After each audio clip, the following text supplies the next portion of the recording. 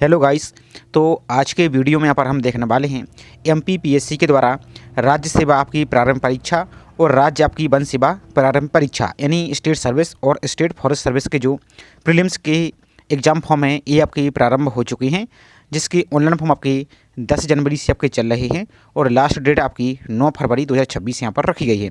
तो इसके online form को कैसे फिल करना है यही पूरी प्रोसेस यहाँ पर हम देखने वाले हैं। साथ ही बहुत से कैंडिडेट के लिए फ़ोटो अपलोड करने में समस्या आ रही है और फ़ोटो अपलोड में भी आप बहुत सारी गलती कर रहे हैं, तो उनको गलती को आपको नहीं करना है और किस प्रकार से आपको फ़ोटो अपलोड करनी है, तो पूरी प्रोसेस यहाँ पर हम फॉर्म के साथ ही देखने वाले हैं। साथ ही एग्जाम सेंटर से संबंधित भी आपको डाउट आ रहा है तो उसकी भी डाउट आपको यहाँ पर हम क्लियर करते चलेंगे और साथ ही इसकी पूरी प्रोसेस को यहाँ पर देखते जाएंगे। तो चलिए स्टार्ट करते हैं आज के वीडियो को। साथ ही चैनल पर आप यदि पहली बार विजिट कर रहे हैं तो चैनल को सब्सक्राइब करके जरूर रखिए और वीडियो को लाइक नहीं किया है तो वीडियो को लाइक जरूर कीजिए। तो ऑनलाइन फॉर्म फिल करने के लिए आप अपने मोबाइल फ़ोन से भी फिल कर सकते हैं और लैपटॉप या कंप्यूटर यूज कर रहे हैं तो उससे भी फिल कर सकते हैं। तो सिंपल से आपको ब्राउज़र को ओपन कर लेना है और एमपीपीएससी की वेबसाइट पर आपको चलना है। तो एमपीपीएससी सर्च कीजिए, इस प्रकार की आपकी लिंक दिखेगी। तो इस लिंक पर आप सिंपल सा क्लिक कर देंगे। क्लिक करने के बाद आपको नीचे को चले आना है, यहाँ पर आ जाइए। आप थोड़ा सा और स्क्रॉल करते आपको चले जाना है। तो यहाँ पर देखेंगे आपको एक एप्लीकेशन, यहाँ पर देखिए ऑनलाइन अप्लाई का ऑप्शन दिया गया है जो अप्लाई ऑनलाइन, इस पर आप क्लिक यहाँ से कर देंगे। अब क्लिक करने के बाद आपका इस प्रकार का पेज आपका दिखेगा। तो सबसे पहले तो आप सभी से एक रिक्वेस्ट है कि इसका जो विस्तृत एडवर्टाइजमेंट है आपका स्टेट फॉरेस्ट सर्विस और स्टेट सर्विस, इन दोनों के एडवर्टाइजमेंट को डाउनलोड करके आप पढ़ लीजिए। तो इस लिंक पर क्लिक करेंगे तो आपको PDF डाउनलोड हो जाएगी। इसके बाद अप्लाई करने के लिए जो ये वाली लिंक दिख रही है इनमें से किसी भी लिंक पर आप एक बार यहाँ से आप क्लिक कर देंगे तो आपके यहाँ पर पेज आपका ऑनलाइन पोर्टल पर रीडायरेक्ट आपको कर दिया जाएगा। तो इसके बाद आपका इस प्रकार का पेज आपका ओपन हो जाएगा। अब यहाँ पर आपको अप्लाई करने के लिए जो एप्लीकेशन का ऑप्शन दिखा है ये वाली लिंक पर आपको क्लिक यहाँ से कर देना है। अब जैसे इस पर क्लिक कर देते हैं तो आपका यहाँ पर नेक्स्ट पेज आपका ओपन हो जाएगा। इस प्रकार से आपका नेक्स्ट पेज ओपन हो जाएगा। थोड़ा सा आपको यहाँ पर वेट करना है। यहाँ पर देखिए अब आपका यहाँ पर पेज ओपन हो गया है। अब यहाँ पर देखिए जो चेक बॉक्स दिया गया है इसको यहाँ पर एक्सेप्ट करना है, इसको टिक कीजिए।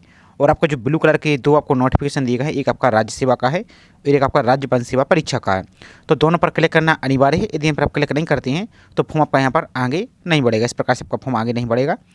तो आपको जो दोनों लिंक दी गई इनको क्लिक करके इसके नोटिफिकेशन को आप डाउनलोड करके पढ़ लीजिए। तो इसको डाउनलोड पर क्लिक कीजिए तो आपका नोटिफिकेशन यहाँ से डाउनलोड हो जाएगा। हम पहले से डाउनलोड किए हैं तो इसको हम कैंसिल कर देते हैं। इसी प्रकार से फॉरेस्ट सर्विस को भी क्लिक करेंगे और इसको आप डाउनलोड कर लेंगे। इसके बाद आपको आई एक्सेप्ट पर क्लिक यहाँ से कर देना है। अब जैसे ही आई एक्सेप्ट पर क्लिक करते हैं तो आपका फॉर्म यहाँ पर ओपन हो जाएगा। तो अब आपका पूरा फॉर्म यहाँ से ओपन हो गया है। सबसे पहले आवेदित परीक्षा का नाम सेलेक्ट करना है कि कौन से एग्जाम के लिए आप शामिल होना चाहते हैं।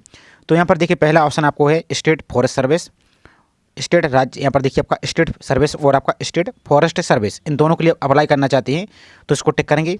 और सिर्फ आपको राज्य सेवा परीक्षा नहीं स्टेट सर्विस आपका प्रीलिम्स को यहाँ पर देना चाहते हैं तो इसको टिक करेंगे। और सिर्फ आप स्टेट फॉरेस्ट सर्विस अकेले को देना चाहते हैं तो इसको टिक करेंगे। और यदि आप दोनों के लिए अप्लाई करना चाहते हैं तो दोनों को टिक करेंगे। लेकिन जो स्टेट फॉरेस्ट सर्विस एग्जाम है इसकी क्वालिफिकेशन को जरूर चेक कर लीजिए आप एक बार। तो यहाँ पर देखेंगे आप कि ये आपकी पोस्ट है, एक आपकी ACF की है, यहाँ पर देखिए आपकी असिस्टेंट कंजर्वेटर ऑफ फॉरेस्ट की यहाँ पर है और ये आपकी टोटल वैकेंसी 30 है। तो एक कैटेगरी अनुसार यहाँ पर डिवाइड किया है, फॉरेस्ट वाली पोस्ट है। और इसकी क्वालिफिकेशन की आप बात कर रहे हैं तो या तो आप साइंस में ग्रेजुएट हों या फिर आपके पास इंजीनियरिंग में हो या तकनीकी हो, इनमें से आपके पास किसी प्रकार का है तो आप इसको यहाँ पर अप्लाई आप कर सकते हैं। और यदि आपके पास साइंस में क्वालिफिकेशन नहीं है, आप सिर्फ स्टेट सर्विस को ही अप्लाई करना चाहते हैं तो इसको टिक करेंगे। तो इसमें आप किसी भी स्ट्रीम से आप ग्रेजुएट हैं तो आपको इसको अप्लाई यहाँ से कर पाएंगे। और यदि आप वन सेवा के लिए भी अप्लाई करना चाहते हैं तो दोनों को यहाँ पर आप टिक करेंगे। तो फिर इसकी आपको क्वालिफिकेशन दोनों को यहाँ पर आपको टिक आपको करनी होगी। अब जैसे जो अभ्यर्थी वन सेवा के लिए भी अप्लाई कर रहा है तो यहाँ पर देखिए उनकी शिक्षण अर्हता आपको यहाँ पर सेलेक्ट आपको करना होगा। तो यहाँ पर देख सकते हैं आप इंजीनियरिंग में ग्रेजुएट हैं या साइंस में, अब साइंस से आप किसी भी स्ट्रीम में हैं आप साइंस में तो अप्लाई कर सकते हैं। और टेक्नोलॉजी से आपके पास BTech हुआ, इस प्रकार की क्वालिफिकेशन तो उसको यहाँ पर आप इस प्रकार से टिक करेंगे। अब यहाँ पर जैसे साइंस ग्रेजुएट सेलेक्ट करते हैं तो साइंस में आपके पास क्या है क्वालिफिकेशन तो वो यहाँ पर आप टिक करेंगे। जैसे आपके पास BE है तो BE, या जैसे आप BSc किए हैं तो BSc, इस प्रकार से आपको यहाँ पर आपको सेलेक्ट करना होगा। और सिर्फ स्टेट सर्विस सेलेक्ट करते हैं तो फिर आपको ये सब्जेक्ट आपको ऐसे नहीं पूछा जाएगा। इसके बाद नेक्स्ट आपका अभ्यर्थी का प्रथम नाम, तो जो आपकी जानकारी वो आपको 10th के सर्टिफिकेट के अनुसार ही फिल करना है। तो यहाँ पर अपना फर्स्ट नाम फिल करेंगे, यहाँ पर आप इस प्रकार से फर्स्ट नाम फिल करेंगे आप। यहाँ पर यदि मिडिल नेम है तो मिडिल नेम फिल करेंगे और आपका लास्ट नेम है तो लास्ट नेम यहाँ पर फिल करेंगे। जैसे आपका इस प्रकार से जो भी आपका नाम है इस प्रकार से अपना नाम को यहाँ पर फिल कर देंगे। यदि कास्ट नेम और मिडिल नेम आपकी मार्कशीट में नहीं लिखा तो उसको आप खाली छोड़ देंगे, सिर्फ फर्स्ट नेम यहाँ पर आप फिल कर सकते हैं। इसके बाद नेक्स्ट आपका जेंडर मेल या फीमेल जो भी, इसको इस प्रकार से आप टिक कीजिए। इसके बाद नेक्स्ट आपकी डेट ऑफ बर्थ, जो भी आपकी डेट ऑफ बर्थ वो यहाँ पर सेलेक्ट कीजिए। यहाँ पर कैलेंडर आ जाएगा, ईयर को यहाँ पर सेलेक्ट कीजिए। इस प्रकार से आपका जो भी ईयर है इस प्रकार ईयर को सेलेक्ट कीजिए। अब आपका जो भी मंथ है इस प्रकार से अपने मंथ को सेलेक्ट कीजिए, यहाँ पर डेट को सेलेक्ट कीजिए। तो यहाँ पर आपकी एज कैलकुलेट होकर आ जाएगी। इसके बाद नेक्स्ट आपका फादर्स नेम, तो यहाँ पर जो 10th का सर्टिफिकेट है उसके आधार पर ही सेम स्पेलिंग आपको फिल करनी है। तो यहाँ पर फादर्स नेम फिल कीजिए, यहाँ पर मदर्स नेम फिल कीजिए। इसके बाद नेक्स्ट आपको क्या अभ्यर्थी विवाहित है, यदि विवाहित है तो एस करेंगे। फिर यहाँ पर अपनी पत्नी का नाम यहाँ पर फिल करेंगे और जीवित बच्चों की संख्या यहाँ पर आप फिल कर देंगे। और यदि आप फीमेल अभ्यर्थी तो फिर यहाँ पर अपने पति यानी हस्बैंड का नाम फिल करेंगे और यहाँ पर बच्चों की संख्या आपको सिलेक्ट करना होगा। और यदि आप अविवाहित हैं तो नो पर आपको इस प्रकार से क्लिक कर देना है।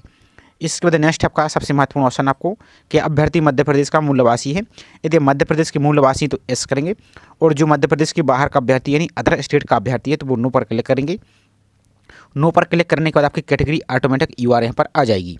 और यदि मध्य प्रदेश के मूल निवासी तो एस पर क्लिक करेंगे यहाँ से आप। फिर आप अपनी कैटेगरी को सिलेक्ट करेंगे। आपकी कैटेगरी एससी है, एसटी है, ओबीसी है, ईडब्ल्यूएस है या यूआर। जैसे एससी है तो एससी सिलेक्ट करेंगे, यहाँ पर आपका कैटेगरी आ जाएगी। और यदि एसटी है तो एसटी सिलेक्ट करेंगे, इस प्रकार से आपकी कैटेगरी आ जाएगी। और यदि आप ओबीसी हैं तो ओबीसी आ जाएगी। इसके बाद नेक्स्ट आपकी यदि आप जैसे ओबीसी सिलेक्ट करते हैं तो यदि आप नॉन क्रीमी लेयर में आती है तो नो पर इस प्रकार से क्लिक कर देना है। इसके बाद नेक्स्ट आपका मध्य प्रदेश शासन द्वारा प्राधिकृत अधिकारी द्वारा जारी स्थायी जाति प्रमाण पत्र। तो जो मध्य प्रदेश का जाति प्रमाण पत्र है ये आपका स्थायी ही होता है, तो आपको बीच बीच में आपको बनवाने की आवश्यकता नहीं है, जैसा कि सेंट्रल गवर्नमेंट की फॉर्मेट का आपको आवश्यकता पड़ती है, इस प्रकार से इसमें आपको नहीं है। तो आपका जाति प्रमाण पत्र आपको जो डिजिटल वाला है वो आपको बनवा लेना है। यदि नहीं बना है तो बनवा लीजिए, और बना है तो उसकी जानकारी आपको फिर यहाँ से कर देनी है। तो जारीकर्ता का पद नाम, तो आपका जो जाति प्रमाण पत्र है ये किसके द्वारा बनाया गया है, किसके द्वारा इशू किया गया है। तो यहाँ पर जब देखेंगे आप तो ज़्यादातर आपका जो मध्य प्रदेश में जाति प्रमाण पत्र है वो एसडीएम या एसडीओ के द्वारा ही इशू होता है। तो इस प्रकार से जिसके भी द्वारा बना है तो इस प्रकार से आप देखेंगे, आपके ऊपर ही देखिए आप तो वहाँ पर लिखा होगा ऑफिस का नाम और उनका सील आपको साइन भी लिखे होंगे, तो उसी के द्वारा आपके बनाए गए हैं, बनाया गया है सर्टिफिकेट। इसके बाद यहाँ पर देखिए जिले का नाम, तो किस जिले से आपका ये बनाया गया है तो अपना जिले का नाम यहाँ पर फिल करेंगे। अब आपका जो जाति प्रमाण पत्र का नंबर है, सर्टिफिकेट नंबर, तो वो यहाँ पर आप फिल कर देंगे। अब यहाँ पर देखिए जाति प्रमाण पत्र रहेगा इस प्रकार से, तो यहाँ पर आपको एक आरएस करके नंबर लिखा रहेगा, तो वही पूरा नंबर आपको यहाँ पर आपको फिल कर देना है। इसके बाद नेक्स्ट आपका जारी होने का दिनांक, तो जो आपका जाति प्रमाण पत्र है वो आपको किस दिनांक को इशू हुआ है तो वो डेट आपको यहाँ से फिल कर देनी है। इसके बाद नेक्स्ट आपका दिव्यांगता का विवरण, तो क्या अभ्यर्थी को दिव्यांगता प्रमाण पत्र सक्षम प्राधिकारी जिला चिकित्सा मंडल द्वारा जारी किया गया है, यदि किया गया है तो एस करेंगे इस प्रकार से। और क्या अभ्यर्थी न्यूनतम 40% या इससे अधिक दिव्यांग है, यदि हैं तो एस करेंगे इस प्रकार से। फिर आपको डिसेबिलिटी का प्रकार देना है कि किस प्रकार की आपको यहाँ पर ये डिसेबिलिटी यहाँ पर है, तो जो भी आपकी है इस प्रकार से सिलेक्ट करेंगे। इसके बाद नेक्स्ट आपका डिसेबिलिटी का प्रकार देना है कि आपकी 40%, 50%, 60% जो भी आपकी डिसेबिलिटी है वो यहाँ पर इसकी परसेंटेज को आप फिल कर देंगे। इसके बाद नेक्स्ट है क्या अभ्यर्थी को परीक्षा केंद्र की भूतल कक्ष में बैठने की आवश्यकता है, यदि है तो आप भूतल के यहाँ पर बैठना चाहते हैं एग्जाम सेंटर में तो यस करेंगे, नहीं तो आपको नो पर क्लिक कर सकते हैं। और यदि आप अभ्यर्थी डिसेबल नहीं है तो फिर आपको नो पर क्लिक यहाँ से कर देना है, तो ये ऑप्शन ऑटोमेटिक क्लोज यहाँ से हो जाएंगी। इसके बाद नेक्स्ट है अन्य विवरण, तो क्या अब यहाँ पर देखिए क्या अभ्यर्थी कभी सेवा से पृथक करने के दंड से दंडित किया गया है, यदि किया गया है तो यस करेंगे, नहीं तो नो पर ही क्लिक करना है। नेक्स्ट क्या अभ्यर्थी के विरुद्ध कोई आपराधिक प्रकरण लंबित है, यदि आपके ऊपर कोई क्रिमिनल केस तो वगैरह तो नहीं चल रहा है, यदि चल रहा है तो एस करेंगे, नहीं तो आपको नो पर ही क्लिक करना है। इसके बाद नेक्स्ट है क्या अभ्यर्थी आयोग की किसी परीक्षा अथवा चयन की विवर्जित अवधि में आपको कभी डिबेयर तो नहीं किया गया है, यदि किया गया है तो एस, नहीं तो आपको नो पर क्लिक कर देना है। इसके बाद नेक्स्ट अब यहाँ पर ध्यान से देखिए क्या अभ्यर्थी मध्य प्रदेश शासन, ध्यान से देखिए क्या अभ्यर्थी मध्य प्रदेश शासन अथवा उसके नगर सेवक निगम या मंडल या स्वशासी संस्थाओं में सेवारत यदि आप कार्य कर रहे हैं तो एस करेंगे, नहीं तो आपको नो पर ही क्लिक करना है। और बाकी की जितनी भी टर्म एंड कंडीशन है आपसे रिक्वेस्ट है कि इसके जो विस्तृत नोटिफिकेशन है उसमें एक बार अच्छी तरीके से पढ़ लीजिए, तो आपकी सभी डाउट आपकी क्लियर हो जाएगी। उसके बाद आपको अप्लाई यहाँ से करना है। अब यहाँ पर देखिए आपको नेक्स्ट ऑप्शन है, यहाँ पर देखिए क्या अभ्यर्थी यहाँ पर देखिए अशासकीय सेवा या निजी संस्था में सेवारत है, यदि आप हैं तो एस करेंगे, नहीं तो आपको नो पर इस पर भी क्लिक कर देना है। और यदि है तो आप यहाँ पर एस करेंगे। यहाँ पर देखिए संस्थान या प्रतिष्ठान द्वारा जारी सेवा में होने का प्रमाण पत्र ये आपको यहाँ पर देना होगा, और यदि नहीं है तो नो पर सिंपल यहाँ से क्लिक कर देना है। इसके बाद नेक्स्ट है मध्य प्रदेश राज्य की रोजगार कार्यालय में जीवित पंजीयन का विवरण, तो यहाँ पर आपके पास रोजगार पंजीयन है तो यहाँ पर आपको यस करेंगे। अब चूँकि यहाँ पर देखिए यहाँ पर नो, आप यहाँ पर देखेंगे तो नो नहीं हो रहा है, देख लेते हैं और अदर स्टेट के अभ्यर्थी के लिए क्या आता है। तो जो अभ्यर्थी अदर स्टेट का, तो जैसे यहाँ पर देखेंगे आप नो पर क्लिक करते हैं यहाँ पर, जैसे यहाँ पर देखिए कि अभ्यर्थी मध्य प्रदेश का मूल निवासी, नो पर क्लिक करते हैं तो देख सकते हैं उनके लिए यहाँ पर किसी प्रकार का कोई ऑप्शन नहीं है रोजर पंजीयन का। तो इसका मतलब कि आपके लिए आवश्यकता नहीं है और रोजर पंजीयन से संबंधित जानकारी आपकी नोटिफिकेशन में दी गई है। तो जो अदर स्टेट का अभ्यर्थी उनके लिए रोजर पंजीयन करने की कोई आवश्यकता नहीं है। इसके अलावा यहाँ पर देखिए जैसे जो अभ्यर्थी मध्य प्रदेश का निवासी है तो जैसे यहाँ पर हम एस करते हैं और आप कोई भी यहाँ पर कैटेगरी सेलेक्ट कर देते हैं यहाँ पर जैसे। अब यहाँ पर देखिए आपको एक ऑटोमेटिक यहाँ पर रोजर पंजीयन का ऑप्शन मिल जाएगा और यहाँ पर नो पर आपको क्लिक नहीं हो रहा है। तो इसका मतलब है कि अब आप ऑनलाइन फॉर्म फिल करने के टाइम ही आपको रोजर पंजीयन की आवश्यकता पड़ेगी। तो यदि आपने रोजर पंजीयन नहीं किया है तो बिल्कुल आसान प्रोसेस है, 5 से 10 मिनट में आपका घर बैठे ही आपके मोबाइल फ़ोन से ही रोजर पंजीयन हो जाएगा। अब आपको रोजर पंजीयन कैसे करना है तो चैनल पर विस्तृत वीडियो अपलोड है, उसकी लिंक आपको हम डिस्क्रिप्शन में दे देंगे, या आप स्वयं चैनल पर जाकर यूट्यूब पर सर्च करेंगे और चैनल का नाम लिख देंगे कैरियर सिविल सर्विस रोजर पंजीयन, तो आपको वीडियो मिल जाएगा, उसको देखकर अपना रोजर पंजीयन को कर लीजिए। इसके बाद यहाँ पर देखिए किस जिले से आपने रोजर पंजीयन किया था तो वो जिला आपको यहाँ पर सेलेक्ट करना है। और यहाँ पर देख सकते हैं इन्होंने नोट भी बोला है, यहाँ पर देखिए मध्य प्रदेश के मूल निवासी को जीवित रोजर पंजीयन आवेदन करते समय आवश्यक नहीं हो, किंतु ऐसे अभ्यर्थियों को साक्षात्कार हेतु आयोग कार्यालय में वांछित दस्तावेज जमा करने की अंतिम तिथि तक रोजगार कार्यालय का जीवित पंजीयन प्रमाण पत्र अनिवार्यता प्रस्तुत करना होगा। तो चूंकि बोला तो इन्होंने ऐसा है, लेकिन यहाँ पर देखेंगे आपको नो नहीं हो रहा है। तो अब बाद की समस्या में मत पड़िए, आप अभी ही रोजगार पंजीयन कर लीजिए और रोजगार पंजीयन करने के बाद उसका नंबर यहाँ पर आप फिल कर दीजिए। इसके बाद आपका जो रोजगार पंजीयन आपने कब यहाँ पर किया था तो वो दिनांक यहाँ पर आप इसको फिल कर देंगे। इसके बाद नेक्स्ट देखिए भूतपूर्व सैनिक का विवरण। तो क्या अभ्यर्थी मध्य प्रदेश के भूतपूर्व सैनिक है, यदि आप मध्य प्रदेश के भूतपूर्व सैनिक रहे हैं तो ही आपको यहाँ पर एस करना है, अन्यथा आपको नो पर क्लिक यहाँ से कर देना है। यदि आप एस करते हैं तो फिर उसकी जानकारी देनी होगी कि भूतपूर्व सैनिक की नियुक्ति की तिथि देनी होगी, यहाँ पर सेवा निवृत्ति की तिथि देनी हुई और कुल आपका कार्य अनुभव यहाँ पर देना होगा, तो आपका ऑटोमेटिक आ जाएगा। यदि नहीं है तो नो पर क्लिक करेंगे आप। इसके बाद नेक्स्ट है आयु सीमा में प्रोत्साहन स्वरूप दे छूटों का विवरण।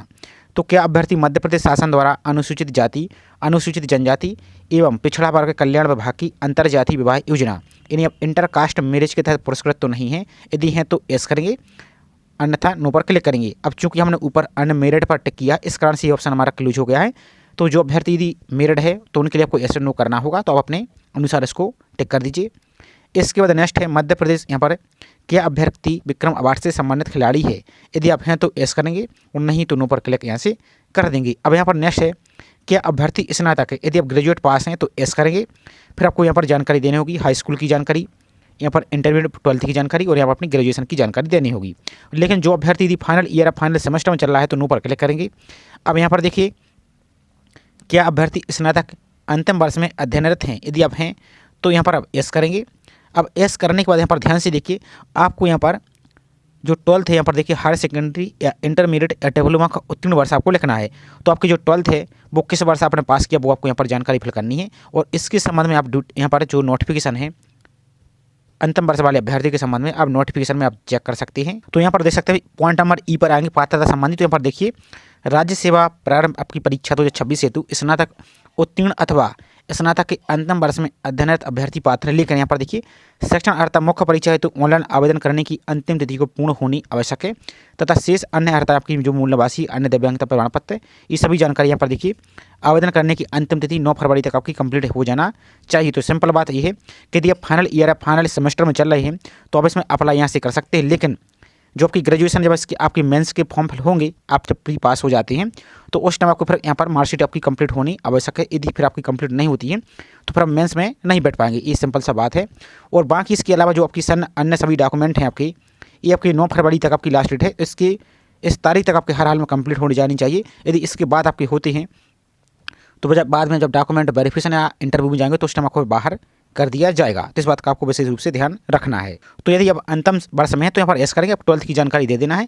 इसके बाद नेक्स्ट आपकी हाई स्कूल की जानकारी देनी है, तो यहाँ पर उत्तीर्ण परीक्षा का नाम, तो यहाँ पर हाई स्कूल लिख सकते हैं या 10th भी, इस प्रकार से 10th भी लिख सकते हैं। यहाँ पर आपका प्रणाली आपका ग्रेड सिस्टम था या डिवीजन सिस्टम था, यदि ग्रेड या CGPA सिस्टम था तो फिर आपको पूर्णांक प्राप्तांक करने की आवश्यकता नहीं है, डायरेक्ट आप परसेंटेज को फिल यहाँ से कर देंगे। और यदि आपका डिवीजन सिस्टम है तो फिर आपको पूर्णांक प्राप्तांक फिल करनी होगी।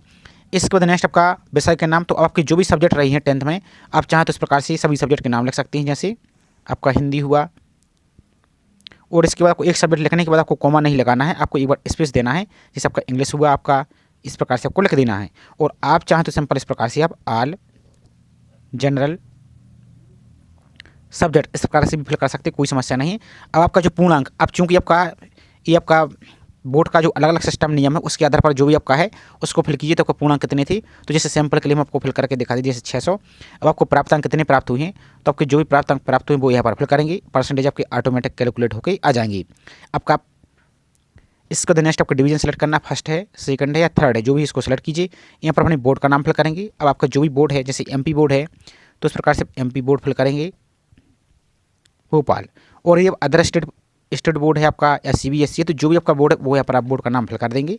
आपने 10th किस वर्ष पास किया वो ईयर फिल कर देंगे, और आपका जो 10th का रोल नंबर वो यहाँ से आप फिल कर देंगे। इसके बाद नेक्स्ट आपका इंटरमीडिएट या हायर सेकेंडरी या डिप्लोमा की आपको जानकारी देनी है। तो जैसे आप हायर सेकेंडरी भी लिख सकते हैं इस प्रकार से, हायर, इस पर आपको थोड़ा सा एक बार चेक जरूर कर लीजिए, ये आपको सिर्फ सैम्पल के लिए हम फिल करके दिखा रहे हैं। हायर सेकेंडरी इस प्रकार से फिल करेंगे, या आप इंटरमीडिएट भी लिख सकती हैं। वही आपका डिवीजन सिस्टम है या सीजीपी सिस्टम, जो भी उसको सेलेक्ट कीजिए। अब आपने 12th कौन से सब्जेक्ट से किया तो वो अपने सब्जेक्ट के नाम यहाँ पर लिख सकते हैं। जैसे फॉर एग्जाम्पल के लिए आपका हिंदी था, हिंदी आपका, इंग्लिश आपका, फिजिक्स, केमिस्ट्री आपका, बायोलॉजी या मैथ्स, जो भी है इसको इस प्रकार से आप सेलेक्ट करेंगे। इसके बाद पूर्णांक फिल करना है, आपके पूर्णांक कितने थे, तो जो भी आपका पूर्णांक था वो यहाँ पर आप फिल करेंगे। यहाँ पर आपको प्राप्तांक कितने प्राप्त हुए वो फिल करेंगे, इस प्रकार से आप यहाँ पर प्राप्तांक फिल कर देंगे। यहाँ पर आपका परसेंटेज आ जाएंगे। यहाँ पर आपका किस डिवीजन से पास हुए वो यहाँ पर आप फिल कर देंगे। आपका बोर्ड का नाम, पासिंग ईयर आपका और रोल नंबर, इतना आपको फिल कर देना है। अब यहाँ पर देखिए ध्यान से, चूँकि हमने यहाँ पर देखिए अभी अंतिम वर्ष वाले यहाँ पर टिक किया है, तो आपको और दिखा देते हैं ताकि आपको अभ्यर्थी को समस्या पर ना हो। तो यहाँ पर स्नातक आप सेलेक्ट करेंगे, तो यहाँ पर देखिए आपका स्नातक आ जाएगा यहाँ पर सेलेक्ट करने का ऑप्शन यहाँ पर। तो अब यहाँ पर जैसे कोर्स में क्या कर रहे हैं, जैसे मान लीजिए फॉर एग्जाम्पल बीएससी ही कर रहे हैं या बीए कर रहे हैं, जो भी आप कर रहे हैं उसको यहाँ पर फिल करेंगे। सब्जेक्ट में यहाँ पर देखिए आपको अपने सब्जेक्ट फिल कर देने हैं, कौन कौन से आपके यहाँ पर ग्रेजुएशन में सब्जेक्ट हैं वो यहाँ पर आप फिल कर सकते हैं।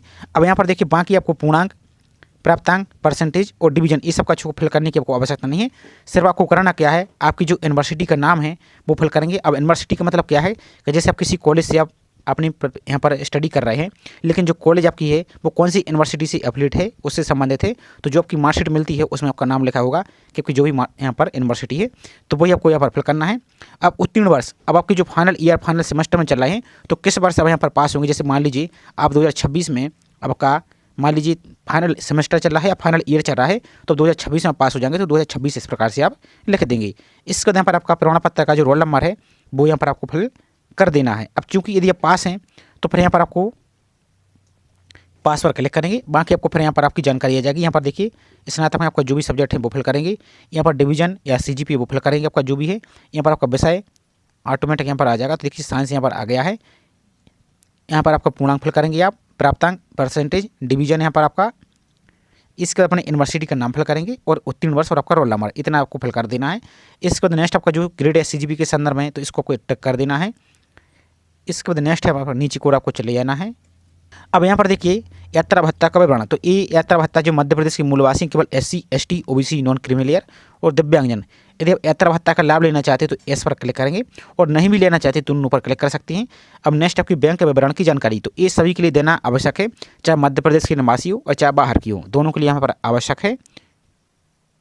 तो ये इसलिए कि मान लीजिए बाई चांस किसी प्रकार की कोई समस्या होती है, आपकी वैकेंसी कैंसिल होती है, तो जो आपकी फीस है इसी अकाउंट में आपकी रिफंड कर दी जाएगी। तो इसलिए आपको देना सभी के लिए आवश्यक है, और जिसका ये ऑनलाइन फॉर्म आप फिल कर रहे हैं उसी कैंडिडेट का यहाँ पर बैंक विवरण की जानकारी देनी है। तो यहाँ पर बैंक का नाम फिल करेंगे, आपकी जो भी बैंक है इस प्रकार से अपने बैंक का नाम फिल कर देंगे आप, आपका बैंक का नाम फिल करेंगे।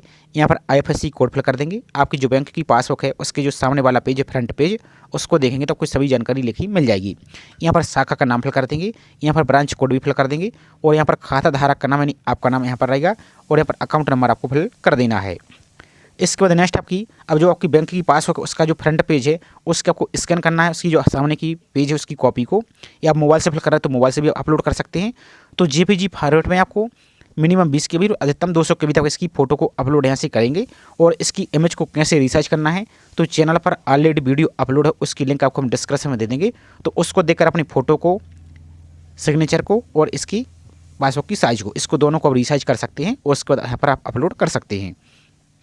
अब यहाँ पर नेक्स्ट देखिए वर्तमान पता। अब यहाँ पर एक समस्या आपको क्या आ रही है जो मध्य प्रदेश के मूल निवासी उनके लिए, कि जो आपका पता है वर्तमान पता पहले आपका क्या होता था कि जो एग्जाम सेंटर है ये आपका वर्तमान पते के आधार पर मिल जाता था, लेकिन अब एमपीपीएससी ने क्या किया है कि जो आपका एग्जाम सेंटर है वो आपका स्थायी पता के आधार पर आपका जो होम जिला है उसको ही यहाँ पर दिया जा रहा है। तो इसको लेकर बहुत से अभ्यर्थी परेशान हैं। तो ये आप आयोग से यहाँ पर आप बात कर सकते हैं, उसका फिर आयोग के ऊपर डिपेंड है कि क्या निर्णय देता है।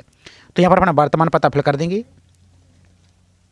अब जैसे यहाँ पर वर्तमान पता फिल करते हैं और वर्तमान पता में यहाँ पर देखिए आपको यहाँ पर कुछ डॉक्यूमेंट भी अपलोड करने होंगे, जैसे यहाँ पर रेंट एग्रीमेंट हुआ, आपका वोटर आईडी कार्ड हुआ, यहाँ पर देख सकते हैं आपका जो राशन कार्ड हुआ, परमानेंट आपका ड्राइविंग लाइसेंस हुआ, बिजली बिल हुआ, पानी का बिल हुआ, गैस बिल हुआ। इनमें से किसी को यहाँ पर आपको आईडी प्रूफ के रूप में यानी आपका वर्तमान पता के रूप में आपको अपलोड यहाँ पर करना होगा। तो यहाँ पर वर्तमान पता का प्रकार सेलेक्ट करेंगे। आप हॉस्टल में रहते हैं या हाउस रिलेटिव है आपका कोई, या आपका ओवन हाउस यानी स्वयं का घर है, या रेंट के हाउस में रहते हैं, जो भी आपको उसको सेलेक्ट करेंगे।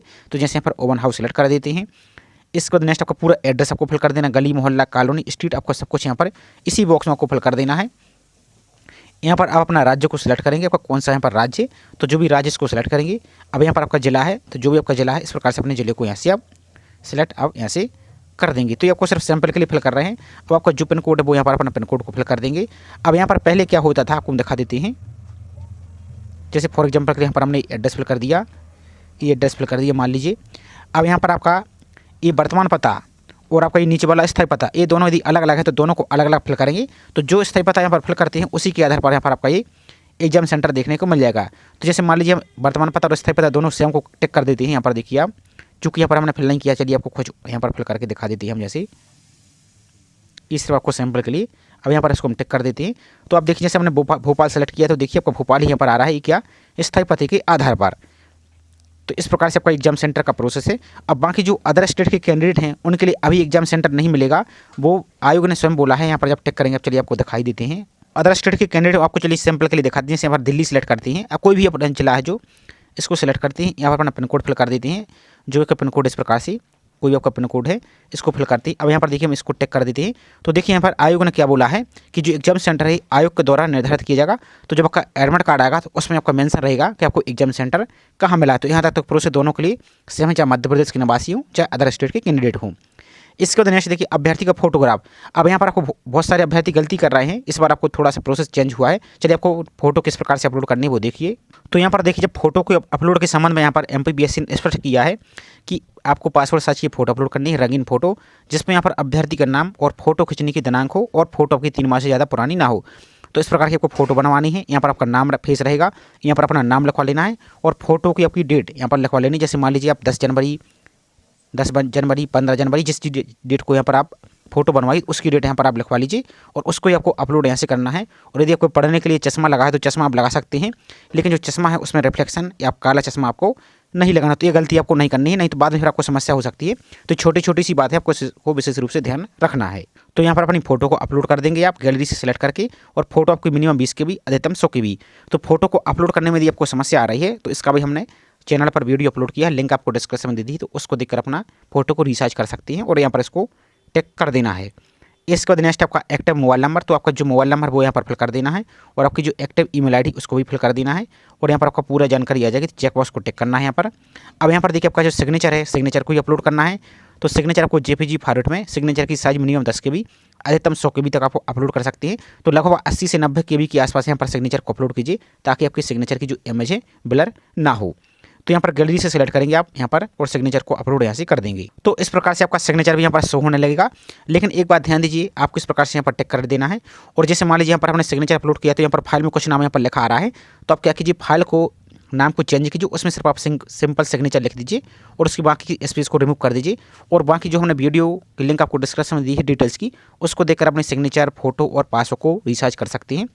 इसके बाद यहाँ पर आपको जो कैप्चा दिएगा इस कैप्चा को यहाँ पर फिल कर देंगे और नेक्स्ट पर यहाँ से आप क्लिक कर देंगे। तो इसके बाद आपका पूरा फॉर्म सबमिट हो जाएगा। आपको एक ऊपर की ओर एक आपको एप्लीकेशन नंबर दिख रहा होगा या PFS करके कुछ भी आपका हो सकता है। तो जो भी आपका एप्लीकेशन नंबर उसको पहले आप नोट कर लीजिए, उसका स्क्रीनशॉट ले लीजिए। उसके बाद आपको नीचे को आना है, तो आपकी जो भी कैटेगरी है तो आपके अनुसार यहाँ पर फीस देखेगी। तो चूँकि यहाँ पर जैसे हम रिजर्व कैटेगरी से अप्लाई करके दिखा रहे हैं तो 290 आपको दिख रही है। इसी प्रकार से यदि आप UR से अप्लाई करेंगे तो 540 के आसपास कुछ आपको दिख सकती है। तो यहाँ पर आपको अपनी फीस को पेमेंट यहाँ से कर देना होगा। पेमेंट करने के लिए कोई इस प्रकार के विभिन्न प्रकार के ऑप्शन देखेंगे, net banking, debit card, UPI। जैसे आपको UPI से पेमेंट करना है तो UPI पर क्लिक करेंगे। इसका तो फिर 2 ऑप्शन देखेंगे। तो जैसे आपको QR कोड GPay या फ़ोन पे से पे करना है तो सेकंड वाले ऑप्शन पर यहाँ से आप इसको क्लिक कर देंगे। क्लिक करने के बाद इस प्रकार का इंटरफेस दिखेगा। तो जैसे आपको यूपीआई से पे करना है तो यूपीआई पर टिक करेंगे, और यदि आपको क्यूआर कोड से करना है तो क्यूआर कोड पर टिक करेंगे। तो इस प्रकार से आपका क्यूआर कोड ओपन हो जाएगा। इस क्यूआर कोड को आप किसी दूसरे मोबाइल फ़ोन से स्कैन करके अपनी फीस को यहाँ से पेमेंट कर सकते हैं। और पेमेंट करने के बाद आपका फॉर्म कुछ देर तक आपको यहाँ पर वेट करना है। आपका फॉर्म ऑटोमेटिक पर रिडायरेक्ट कर दिया जाएगा और आपकी फीस यहाँ पर सबमिट हो जाएगी। और पेमेंट करने के बाद अपने फॉर्म का प्रिंट आउट ले लेना है। और यहाँ पर मान लीजिए फीस यहाँ पर पेमेंट नहीं कर पाते हैं तो इस ऑप्शन पर क्लिक करके अपनी फीस को यहाँ से पेमेंट कर सकते हैं। और पेमेंट करने का दोबारा से फॉर्म को रिप्रिंट करना है तो इस पर क्लिक करके आप फॉर्म को दोबारा से रिप्रिंट करके चेक कर सकते हैं। तो इस प्रकार से आप मध्य प्रदेश राज्य सेवा प्रारंभिक परीक्षा 2026 और राज्य सेवा वन स्टेट फॉरेस्ट सर्विस 2026 दोनों के फॉर्म को अप्लाई कर सकते हैं। तो छोटी सी इन्फॉर्मेशन थी। आई होप जानकारी आपको पसंद आई होगी। जानकारी पसंद आई हो तो वीडियो को लाइक कीजिए, और चैनल को सब्सक्राइब नहीं किया है तो चैनल को सब्सक्राइब करके जरूर रखें इसी प्रकार की रेगुलर अपडेट पाने के लिए। साथ ही आपको किसी प्रकार का कोई डाउट है, कोई समस्या आ रही है तो बेझिझक कमेंट करके आप पूछ सकते हैं। तो चलिए मिलते हैं इसी तरीके से एक और नई जानकारी के साथ। जय हिंद।